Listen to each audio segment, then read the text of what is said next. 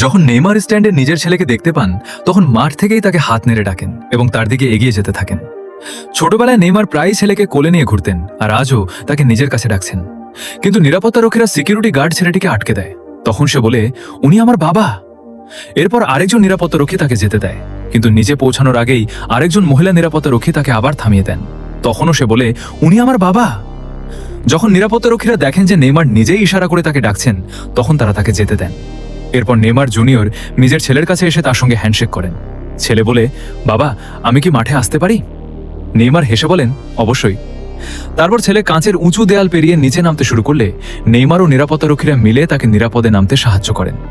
ছেলে মাঠে নেমে আসে আর দুজনের মধ্যে মজার একটি ফুটবল খেলা শুরু হয়।